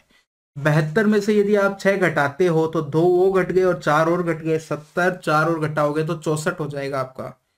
64 क्या, 66 हो जाएगा, 66 हो जाएगा। देखो ये आपका हो चुका है 66 हो चुका है माइनस का, और यहाँ पर माइनस का 2 √5 हो चुका है। नीचे आपके पास 4 है। अब यदि आप ऊपर से 2 कॉमन ले लेते हो, 4 तो कॉमन आ नहीं रहा है, केवल 2 कॉमन आ रहा है, तो 2 कॉमन ले लिया। तो 2 यदि हम कॉमन ले लेते हैं तो यहाँ मेरे पास -33 बचेगा, और यहाँ पर -√5 बचेगा, और नीचे आपके पास जो 4 है उससे आप काटोगे तो 2 आ जाएगा। तो ये आपका मान कितना आ चुका है, -33 -√5 बटे 2 आ चुका है। तो ऑप्शन नंबर कहाँ पर दिख रहा है आपको, ऑप्शन नंबर 4 में दिखाई दे रहा है। इस प्रकार से आगे बात करते हैं सवाल नंबर 33 की। दो सम बहुभुजों की भुजाओं की संख्या समान है। यदि भुजाओं की लंबाई का अनुपात आपको इतना दे रखा है तो इनके संगत क्षेत्रफल का अनुपात पूछा गया है। अब यदि हमेशा देखो, आप एक चीज ध्यान रखो, यदि भुजा का अनुपात आपको दे रखा है 3:5 है, सम चतुर्भुज है, प्रत्येक भुजा बराबर बराबर है, तो जो उसका क्षेत्रफल है उसमें क्या हो जाएगा, भुजा का स्क्वायर हो जाएगा। क्षेत्रफल बराबर क्या हो जाएगा, भुजा का स्क्वायर हो जाएगा। ये 3:5 है तो ये 9 कितना हो जाएगा, 25 हो जाएगा। दोनों का स्क्वायर कर दिया, ऑप्शन नंबर 1 आ जाएगा, सिंपल। आगे बात करते हैं, सवाल नंबर 35 की बात करते हैं। ये दे रखा है आपको, ये दे रखा है, इसका मान पूछा गया है। अब देखो यहां से मैं देखता हूं, x को यदि मैं 7 मानता हूं तो नीचे x + y बराबर 12 दे रखा है। इसका मतलब क्या है, 7 + y बराबर कितना हो चुका है, 12 हो चुका है। ठीक है, नीचे यदि हर की बात करते हैं तो y का मुझे क्या मान रखना पड़ेगा, यदि 5 रखता हूं तो 7 और 5 कितना हो जाएगा, 12 के बराबर हो जाएगा। तो मुझे पता चल चुका है कि मैं यदि x का मान 7 लेता हूं और y का मान 5 लेता हूं तो ये इक्वेशन मेरी क्या होती है, सेटिस्फाई हो जाती है। अब ये मान इस इक्वेशन में भी आप रख के देख लो, यदि मैं यहां पर रखता हूं तो 14 और यहाँ पर -15 हो जाएगा, -1 के बराबर आएगा, यानी कि यहाँ से भी मेरा मान आ रहा है। तो ये मान हो चुके हैं हमारे, x का मान 7 और y का मान 5। अब आप क्या इस 2xy के अंदर ये मान रख दो। जब रखा तो कितना रखोगे, 7 × 5 करोगे, 35 दूनी 70 हो जाएगा। ऑप्शन नंबर आपका 2 आ जाएगा, तो आ जाएगा। सवाल नंबर 36 की बात करते हैं। एक महिला अंकित मूल्य पर 24% के, देखो एक होता है कॉस्ट प्राइस होता है, एक होता है आपका मार्क प्राइस होता है और एक सेलिंग प्राइस होता है। तो वो क्या कह रहा है कि जो अंकित मूल्य यानी मार्क प्राइस दे रखा है जो आपको, उस पर 24% छूट के साथ खरीदता है। यानी मार्क प्राइस मेरी यदि 100 है तो 24% की छूट यानी कि वो 76 रुपए में खरीदता है। और अंकित मूल्य से यानी मार्क प्राइस से 20 अधिक पर वो उसे बेचता है। यानी 100 से 20 अधिक 120 पर वो बेचता है। तो अब लाभ पूछा गया है, क्रय मूल्य आपका कितना है, 76 दे रखा है, सेलिंग प्राइस 120 दे रखी है, दोनों का अंतर निकालते हो। यदि 120 में से 70 घटाते तो 50 आता, लेकिन 50 आता, 6 और घटाना है तो 50 में से 6 और कम कर दो, 44 हो जाएगा आपका। 44/76 × 100 करना है, अब हमें इतना करना है। तो ये हमें देखना किसके बराबर आता है। तो आप यदि 4 से काटते हो तो ये 19 आ जाएगा, यहां पर 4 से 11 आ जाएगा। नया हमारे पास क्या बचा, 1100/19। अब भाग देना है आपको, 19 6 के 114 होता है, सबसे पहले 5 बार जाएगा, 5 बार गया तो कितना आया, 95 आया। 95 आया तो 5 ये बचे और 10 15 बच चुके हैं। अब आपके पास 150 बच गया है। 150 यानी कि 7 बार जाएगा, 133। 133 में 133 यदि आप माइनस करते हो तो कितना बचता है, 17। तो 17 आ जाएगा, 17 में भाग नहीं जाएगा तो 17/19 बच चुका है। 57 सही हो, 17/19 ऑप्शन नंबर 3 हो जाएगा। आगे बात करते हैं सवाल नंबर 46 की। अब देखो हमें यहाँ x और z का अधिकतम मान बताना है, हम क्या क्या रख सकते हैं, क्या क्या रख सकते हैं। तो सबसे पहले आप क्या करो, x का मान भी 0 मानना है, y और इनका भी 0 मानना है, z का मान भी 0 मानना है, इस प्रकार से। तो देखो मैं यहाँ लिख देता हूँ कि माना, सबसे पहले क्या माना, x बराबर भी 0, y बराबर भी 0 और z बराबर भी 0 मान लेते हैं सबसे पहले। तो क्या हो जाएगा, ये 907 हो जाएगा, ये आपका 800 हो जाएगा और ये 701 हो जाएगा। यहाँ पर इस वजह से 8 आ जाएगा, 0 आ जाएगा। अब ये आपका 8 ये 24 हो जाएगा, इतना आ चुका है। और हमें मान कितना करना है, 25 26 करना है, 25 करना है। 2408 आ चुका है अभी तक। तो कितना कम आया है, हम घटा लेते हैं। 25 में से 24 यदि 8 घटाते हैं तो कितना आता है आपका, एक तो 8 आ जाता है, यहाँ पर 1 आया तो 1 बच चुका है, ये भी 118 बच चुका है अब। ठीक है, यानी कि 118 और बढ़ाना पड़ेगा इसको, 118 और बढ़ाएंगे तब हो जाएगा। तो यहाँ पर कितना बढ़ाने के लिए, या ऐसे देख लो आप, 25 26 है, बढ़ाना कितना है, 118 बढ़ाना है हमें। तो क्या करना पड़ेगा, 8 और जोड़ना पड़ेगा, यानी कि 118 बढ़ाना है। तो यहाँ पे तो हमें 8 और जोड़ना पड़ेगा। तो जो हमने यहाँ पर y का z लास्ट में यहाँ पर कितना आया था, z था, तो z का मान सबसे पहले हमें यहाँ पर रखना पड़ेगा। लास्ट में z था केवल एक ही, तो z का मान आपको कितना रखना पड़ेगा, लास्ट में हमें 8 बढ़ाना है तो 8 रखना पड़ेगा। अब यदि आप यहाँ पर 8 रख देते हो, अब यहाँ पर कितना बढ़ाना पड़ेगा हमें, यहाँ पर 1 लाना पड़ेगा, यानी कि 11 लाना है। ठीक है, 11 और बढ़ाना है। अब यहाँ पर z था, जो एक आपका x था बीच में, एक y था, एक z था, ये 3 था। ये तीनों किसके बराबर होने चाहिए, 11 के बराबर होना चाहिए। ठीक है, तो देखो z का मान मैंने कितना मान लिया है, 8 मान लिया है। ठीक है, 8 मान लिया है। तो अब इन दोनों का मान मैं क्या रखूं, इन दोनों का मान क्या रखूं कि मेरा ये 11 बन जाए। x का अधिकतम मान पूछा है हमसे, तो x को भी अधिकतम कर दो। कितना रख सकते हैं 11 बनाने के लिए, हम यहाँ 3 कर सकते हैं, और y का मान 0 रख दो, बस हो चुका है आपका। तो z का मान कितना लिया है, 8 लिया है। x का मान कितना लिया है, x का मान 3 लिया है। ऑप्शन नंबर 1 हो जाएगा, इस वजह से 3 और 8 हो जाएगा। इस प्रकार से करना पड़ेगा, यानी कि जो अंतर आया हमारा 118 आया, वो बनाने के लिए उतना बढ़ाना पड़ेगा। तो सबसे लास्ट में 8 है, और सबसे लास्ट में हमारी एक ही संख्या आती है केवल z। तो z है जो 8 के बराबर करना है हमको, यानी कि z एक ही संख्या बची है, तो z का ऐसा मान रखना है कि 8 बढ़ जाए। तो z का मान ही 8 रखना पड़ेगा, तो 8 रखा, तो यहाँ पर भी z का मान 8 हो चुका है। फिर इससे निकाल दोगे आप, इस प्रकार से करना पड़ेगा आपको। आगे बात करते हैं सवाल नंबर 48 की। इस सवाल में क्या करना है, थोड़ा सा आपको, अब थोड़ा सा ये क्या है कि घुमा फिरा के दे दिया है। सवाल क्या है आपका बना कि लास्ट संख्या को जब आप देखते हो, किसका गुणनफल है, n इंटू एन प्लस 1। तो स्टार्टिंग वाले को कैसे तोड़ोगे आप, पहले 2 आ रहा है, फिर 6 आ रहा है, फिर 12 आ रहा है। तो देखो पहले वाले को यदि मैं इस प्रकार से लिखता हूं, 6 को क्या लिखता हूं, 1/2 3, ये लिख सकता हूं। इसी प्रकार से 12 को क्या लिख सकता हूं, 12 को 3 इंटू 4। इस प्रकार से आगे बढ़ती जा रही है संख्या, और लास्ट में कितना आ रहा है, n प्लस 1 आ रहा है। तो जब ऐसा दिया हुआ होता है तो हम क्या करते हैं, सबसे पहली संख्या और उसमें से कौन सी सबसे लास्ट वाली संख्या को घटाते हैं, घटा देते हैं, और इन दोनों का जितना अंतर है, यहाँ पर 1 का अंतर है, तो 1 का भाग दे दोगे आप। वैसे 1 का देने का लिखने की जरूरत नहीं है, यदि ज्यादा होता तो हम लिख सकते थे, यदि नहीं है यहाँ पर कोई जरूरत नहीं है हमें। तो देखो ये हो चुका है हमारा, पहली संख्या माइनस लास्ट संख्या, और 1 का भाग दिया उसकी कोई, तो कितना आया, एलसीएम आया आपका n प्लस 1 आ जाएगा। ऊपर कितना हो जाएगा, n प्लस 1 माइनस 1 हो जाएगा। तो कितना आया, n/n प्लस 1, ये आपका आंसर आ जाएगा। ऑप्शन नंबर कौन सा हो चुका है, ऑप्शन नंबर हमारा 4 राइट आंसर हो चुका है। आप बाद में बात करते हैं, सवाल नंबर 49 की बात करते हैं। एक व्यक्ति 4 घंटे में 84 किलोमीटर की दूरी पर स्थित अपने गंतव्य पर पहुंचने की इच्छा रखता है। पहली आधी दूरी यानी कि 2 समान दूरियों की बात हो रही है। टोटल 84 किलोमीटर थी, तो पहली आधी का मतलब 42 और दूसरी आधी भी 42।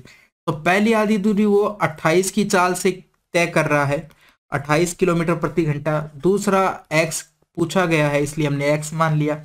पूरी दूरी 84 है, किस चाल से कर रहा है, 4 घंटे में तय करता है। 4 घंटे के अंदर पूरी दूरी तय करता है, कितनी है, 84 है।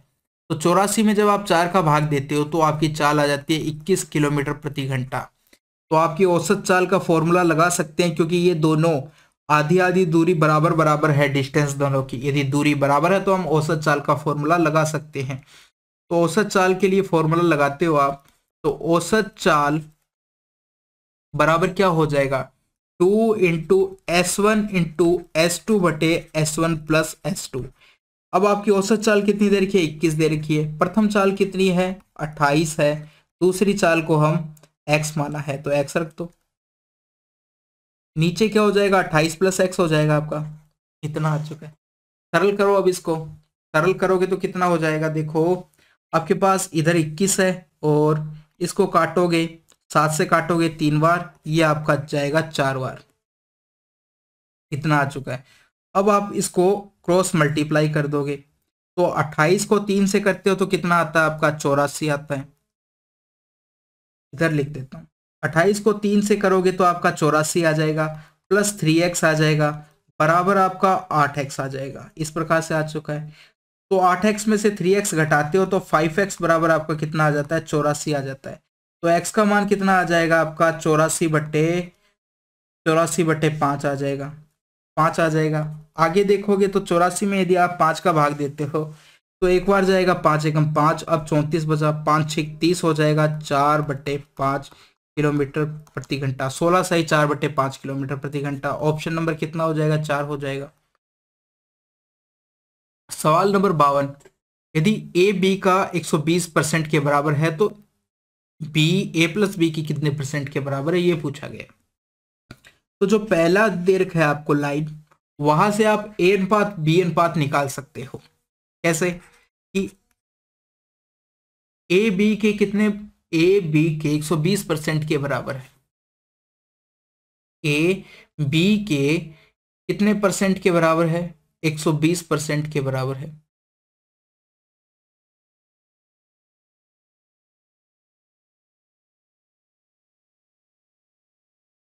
क्या कह रहा है, देखो ए है ना बी के 120% के बराबर इस प्रकार से दिया गया है। बी को यदि मैं नीचे ले आता हूं तो यहां बचेगा 120% और परसेंटेज का साइन हटाते हो तो नीचे 100 आ जाएगा। इतना आ चुका है, 0 से 0 कट जाएगी और ये आ जाएगा आपका 6/5 आ जाएगा। तो ए अनुपात बी कितना आ चुका है 6/5 आ चुका है। अब हमें जो मान निकालना है कि बी, क्या निकालना है कि बी है जो ए प्लस बी का कितना परसेंट है ये बताना है। तो कैसे निकालोगे, वैल्यू रख दो, बी की वैल्यू कितनी आ चुकी है 5 आ चुकी है, ए प्लस बी यदि करते हैं तो ये 11 दे रखा है, इंटू 100 हो चुका है। अब 100/11 किसके बराबर होता है, तो हम कहते हैं 9 सही 1/11 के बराबर होता है। अब 5 की वैल्यू 9 को भी होगी और 1/11 से भी होगी। जब 9 से इसको मल्टीप्लाई किया तो 45 आ चुका है और ये 5/11 आ चुका है। ऑप्शन नंबर कौन सा हो जाएगा, ऑप्शन नंबर 3 हो जाएगा आपका। क्वेश्चन नंबर 55, निम्न आंकड़ों से प्रसरण या वेरिएंस की गणना करनी है। वेरिएंस की गणना करनी है, हमारे पास संख्याएं क्या है, एक 3 है, एक 6 है, एक 5 है, एक 2 है और एक 4 है। सबसे पहले मैं इनका है ना क्या निकाल लेता हूं, माध्य निकाल लेता हूं। माध्य कैसे निकालोगे, आप सभी संख्याओं को जोड़ो, 3 + 6 + 5 करोगे, फिर 2 करोगे, फिर 4 करोगे तो ये आपका 9 हो चुका है। 9 और 4, 9 और 5 14 हो जाता है और 6 जोड़ोगे तो 20 हो जाता है। इन सब को जोड़कर 5 से भाग दे दोगे तो आपका आ जाएगा 4 आ जाएगा। यानी कि मेरा माध्य कितना आ चुका है 4 आ चुका है, माध्य आ चुका है आपके पास। अब आपको क्या निकालना है माध्य आ चुका है, माध्य को हम लिखते हैं x बार से। ये आपकी संख्याएं हो चुकी है, xi हो चुकी है। अब आपको क्या करना है, सबसे पहले आपको xi - x बार करना है, ये घटा के निकालना है आपको। घटाओगे इसमें से, यानी कि 3 में से आप यदि 4 घटाते हो तो माइनस का 1 आता है, 6 में से 4 घटाते हो 2 आता है, यहाँ पर आपका 1 आता है 2 में से 4 घटाते हो तो माइनस का 2 आता है, ये 0 आता है आपका। अब इनका स्क्वायर करना है आपको, यानी कि xi - x बार का स्क्वायर करना है। स्क्वायर करोगे तो ये 1 आ जाएगा, ये 2 आ जाएगा, ये 1 आ जाएगा और इसका मान कितना हो जाएगा, ये आपका 4 हो जाएगा, ये 0 हो जाएगा। सारी वैल्यू प्लस में आ जाएगी स्क्वायर करने पर, इस प्रकार से आ चुकी है। अब आपको देखो फॉर्मूला रखना है, तो सबसे पहले आप इनको योग कर लीजिए, जो स्क्वायर किया है हमने उनको योग करना पड़ेगा आपको। तो 1 2 1 4 0, इनका योग किया तो कितना आया, ये यहाँ पर 2 का स्क्वायर कितना हो जाएगा 4 हो जाएगा, तो ये आपका 10 हो चुका है, 10 हो चुका है। अब देखो हमारे पास जो प्रसरण का फॉर्मूला क्या है, वेरिएंस का फॉर्मूला क्या है, सिग्मा xi - x बार का होल स्क्वायर। यानी कि जितने भी सिग्मा xi माइनस ये स्क्वायर थे उन सबको जोड़ लिया, सिग्मा का मतलब जोड़ होता है, बटे नंबर ऑफ संख्या से डिवाइड कर देते हैं n से। तो टोटल देखो 10 आया जोड़ने के बाद में, नंबर ऑफ संख्याएं कितनी है 5 है, ठीक है। तो 5 से भाग दोगे तो वेरिएंस कितना आ चुका है हमारा 2 आ चुका है। ऑप्शन नंबर कितना हो जाएगा? ऑप्शन नंबर हमारा 3 हो जाएगा।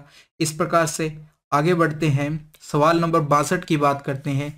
यदि किसी वर्त की त्रिज्या में 35% की कमी की जाती है तो क्षेत्रफल में कितनी कमी होगी, ये बतानी है। अब देखो, हम फॉर्मूला लगाएंगे x plus Y plus X into Y बटे 100, क्योंकि जो क्षेत्रफल में होता है त्रिज्या का क्या हो जाता है? स्क्वायर होता है। तो 35 की कमी हुई है, कमी का मतलब माइनस साइन, तो यहां पर माइनस रखोगे 35 और y की जगह भी माइनस 35 रखोगे, क्योंकि 2 बार r है, एक बार x की जगह रखोगे, एक बार y की जगह रखोगे, और दोनों को मल्टीप्लाई करोगे तो प्लस आएगा। 35 को 35 से करने पर 1225 आ जाता है, बटे 100 था तो पॉइंट लग गया।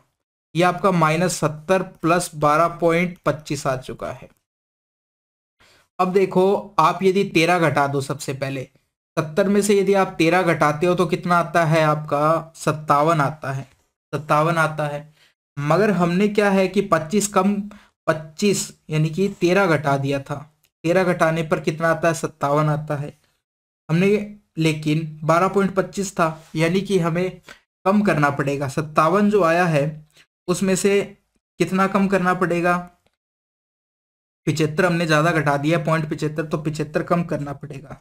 तो ये 57 बचा कितना हमारे पास? 57 सही 3/4, ये 57.75 कह दो। या देखो, सबसे पहले तो इस प्रकार से 57.75 आ चुका है आपके पास, और इसको हम लिख सकते हैं माइनस का आएगा, या फिर लिख सकते हैं 57.75 को 3/4 भी लिख सकते हैं, परसेंट हो गया। ठीक है, इतना हो चुका है। आगे बढ़ते हैं, सवाल नंबर 71 की बात करते हैं। ये आपको एक समीकरण दे रखी है और वो कह रहा है कि ये वर्त की समीकरण है, तो बीटा का मान पूछा गया आपसे। तो वर्त की समीकरण क्या होती है इस रूप में? देखो, इस प्रकार से होती है, x माइनस ए का whole square plus Y minus B का होल स्क्वायर, इस प्रकार से होती है। नीचे आपके पास क्या होता है? नीचे वैसे तो यहां पर बराबर में आपके पास r का मान होता है, ठीक है, r स्क्वायर होता है, इस प्रकार से दिया रहता है। ठीक है, अब देखो यहां पर क्या होता है, इस प्रकार से ये आपकी एक वर्त की समीकरण हो चुकी है। अब यदि मैं r को नीचे ले आता हूं, x माइनस ए का स्क्वायर बटे क्या हो जाएगा? आर स्क्वायर हो जाएगा। इसी प्रकार यहां पर y माइनस बी का स्क्वायर बटे आर का स्क्वायर हो जाएगा। इस प्रकार से यहां पर एक बचेगा। तो ऐसा कुछ रूप आपको दिखाई दे रहा है। इस प्रकार से यदि आपको रूप दिखाई दे रहा है तो हमारे पास r का मान कितना दे रखा है? आर स्क्वायर का मान कितना है? आर स्क्वायर का मान देखो, यहां पर किसी भी चीज से मल्टीप्लाई नहीं है, तो या तो 4 होना चाहिए या 3 होना चाहिए, लेकिन यहां पर बीटा है, यहां तो मल्टीप्लाई में, यहां पर केवल 4 है। तो हमें पता चल चुका है कि आर स्क्वायर का मान 4 है। तो इसके नीचे भी 4 बनाने के लिए क्या करोगे आप कि बीटा का मान यदि मैं इस प्रकार से रखूं कि वो ये 3 हट जाए यहां से, तो मैं बीटा का मान यदि 3/4 रख दूं तो यहां से 3 हट जाएगा और 4 बच जाएगा, इस प्रकार से बच जाएगा। तो इस प्रकार से मेरे को मान यहाँ पे रखना पड़ेगा। तो बीटा का मान मैं क्या रखूं? मुझे पता चल चुका है कि आर स्क्वायर का मान कितना है? 4 के बराबर होगा। ठीक है, तो यहाँ पर आर स्क्वायर, यहाँ पर भी तो मेरे आर स्क्वायर ही है, तो आर स्क्वायर लाने के लिए यानी 4 लाने के लिए क्या रखना पड़ेगा? मेरे को बीटा का मान 3/4 रखना पड़ेगा। ठीक है, जिससे क्या हुआ? 3 से 3 कट जाएगा, यानी कि यहाँ पर 3 रखा मैंने, तो 3 से 3 क्या है? कट जाएगा। और नीचे 4 और चाहिए, इसलिए नीचे 4 से मल्टीप्लाई करना पड़ेगा, इसलिए बीटा का मान कितना हो चुका है? 3/4 हो चुका है। इस प्रकार से आपको करना पड़ेगा। तो बीटा का मान कितना हो चुका है? 3/4 हो चुका है। ऑप्शन नंबर कौन सा हो जाएगा? 2 हो जाएगा। आगे बढ़ते हैं, सवाल नंबर 73 की बात करते हैं। थीटा का मान निकालना है, किस फॉर्म में दे रखा है आपको? आंसर जनरल रूप निकालना है हमें। तो सबसे पहले देखो, ये दे रखा है आपको। अब हम बात करते हैं इसका, दोनों तरफ आप यदि स्क्वायर करते हो तो इधर बनता है आपके पास 1 माइनस कोस 2 थीटा बटे 1 प्लस कोस 2 थीटा बराबर 1/3 आ जाएगा, इतना आ जाएगा। अब यदि मैं क्या करूं कि योगांतर अनुपात नियम लगाऊं कि ऊपर दोनों को जोड़ दूं, यानी कि अंश और हर को जोड़ूंगा और नीचे अंश और हर को घटाऊंगा तो कितना आएगा? अब देखो, आप ऊपर सबसे पहले क्या करो, दोनों का जोड़ दो, यानी कि जोड़ेंगे तो क्या हो जाएगा? ये cos 2 थीटा से cos 2 थीटा कट जाएगा, केवल आपका 2 बचेगा, 1 + 1। ऊपर यदि मैं दोनों को जोड़ता हूँ अंश और हर को, तो मेरे पास 2 बचा है। और घटाने पर क्या बचेगा आपके पास, 1 से 1 घट जाएगा, 2 cos 2 थीटा बचेगा घटाने पर अंश और हर को। यदि यहाँ पर भी ऐसा ही किया जाए, क्योंकि हमने लेफ्ट साइड किया तो राइट साइड भी करना पड़ेगा। राइट साइड में यदि दोनों को जोड़ते हो तो ऊपर 4 आता है, घटाने पर 3 में से 1 को घटाओगे तो 2 आएगा, इस प्रकार से आ जाएगा। ये और थोड़ा सरल करते हो आप तो कितना आ जाता है आपका, 1/2/1 आ जाता है। इधर 2 से 2 कट जाएगा, तो क्या बचा आपके पास, अब बचा 1 cos 2 थीटा बराबर 2/1 बचा। उल्टा यदि कर देते हैं तो ये cos 2 थीटा बराबर आपके पास बचता है 1/2, इतना आ जाता है। अब हमारे पास cos 2 थीटा का मान इतना आ चुका है, cos 2 थीटा का मान कितना आ चुका है, 1/2 आ चुका है। अब देखो साइन और कोस की बात करते हैं, जनरल फॉर्म की बात करते हैं। इसकी बात करते हैं, जनरल फॉर्म की बात करते हैं। यदि साइन थीटा का जनरल रूप क्या होता है, थीटा का मान क्या होता है जनरल रूप में, यदि साइन थीटा बराबर, यदि साइन अल्फा दे रखा है तो थीटा का जनरल रूप क्या होगा, तो हम कहेंगे n पाई प्लस -1 की पावर n इंटू थीटा, ये होता है। और यदि कोस थीटा होता, ये तो साइन के लिए होता है, कोस थीटा बराबर कोस अल्फा होता है, तो यहाँ पर जनरल फॉर्मूला क्या हो जाएगा, 2n पाई प्लस माइनस फिर क्या हो जाएगा, थीटा हो जाएगा। तो कोस के लिए ये होता है। अब हमें ये दे रखा है, तो आप थीटा हमारा यहाँ पर क्या दे रखा है, जो अल्फा है या थीटा की बात करते हो। अब देखो हमारी वैल्यू ये आ चुकी है, अब हम इस वैल्यू को लेते हैं तो क्या आता है, इधर तो देखो आपके पास cos 2 थीटा है, और इधर यदि मैं करता हूं क्या हो जाएगा, 1/2 की बात कर रहा हूं, 1/2 को क्या लिख सकता हूं मैं, cos 60 लिख सकता हूं cos 60। तो मुझे पता चल चुका है 2 थीटा बराबर कितना है, 60 है। अब देखो जनरल रूप इधर आपके थीटा है, यानी कि 2 थीटा बराबर कितना हो जाएगा आपका, हम कहेंगे 2n पाई।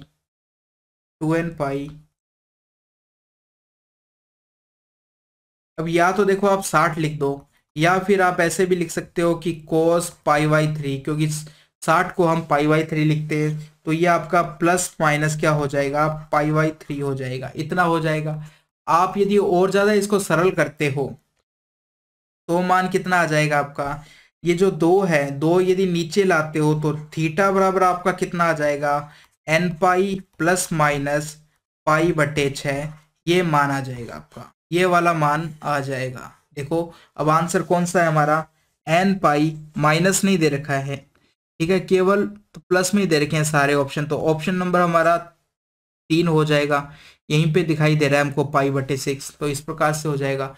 और यदि आपको जनरल फॉर्म नहीं भी पता थी तो भी हम निकाल सकते थे, क्योंकि आप यदि क्या करते, इधर 2 थीटा रखते, इधर आप रखते π/6 रख देते, ठीक है, इधर 2 थीटा रखते और इधर π/3 रख देते। अब थीटा बराबर मान यदि आप निकालते तो 2 को इधर लाते तो कितना आ जाता, π/6 आ जाता, और π/6 आपको 2 में दिख रहा है, यानी कि पहले ऑप्शन में भी है, दूसरे ऑप्शन में भी है, तो इसलिए थोड़ी सी दिक्कत हो सकती है।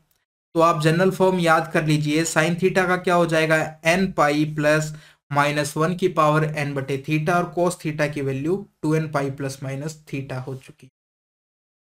आगे बात करते हैं सवाल नंबर 83 की। 3000 और 4000 बीच में, 3000 और 4000 के बीच में वह संख्या ज्ञात कीजिए जो 9, 12, 18, 21 और 35 से पूर्णतः विभाजित है। तो सबसे पहले आप क्या करो, इनका एलसीएम निकाल लो।